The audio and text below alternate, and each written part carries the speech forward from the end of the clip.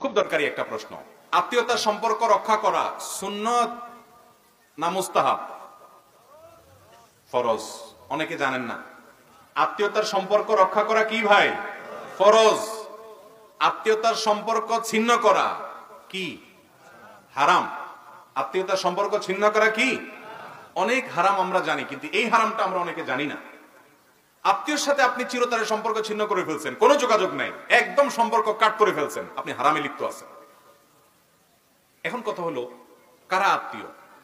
এর উত্তর হলো যে আত্মীয়ের সাথে সম্পর্ক রক্ষা করা ফরজ, সম্পর্ক ছিন্ন করা হারাম, তারা হলো রক্ত সম্পর্কীয় আত্মীয়।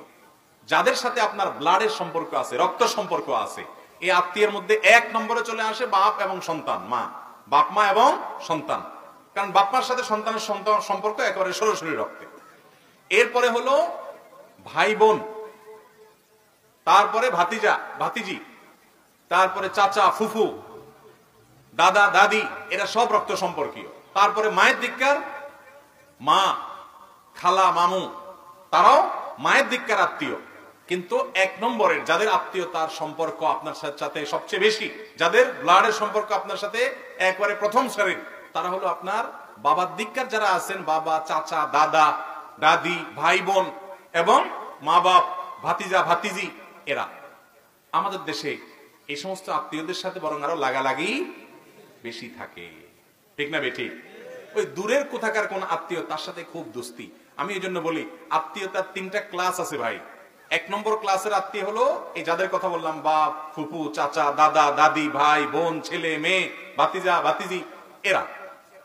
আর দুই নম্বর বা দ্বিতীয় শ্রেণীর আত্মীয় হলো মায়ের দিককার যারা আছেন, মামু, খালু, আরে মামু, আপনার খালা, তারপরে আপনার নানা নানি, এরা।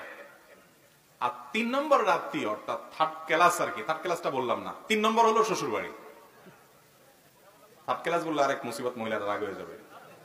থার্ড ক্লাস না, তৃতীয়। তৃতীয় প্রকারে যায় পড়ে কোনটা?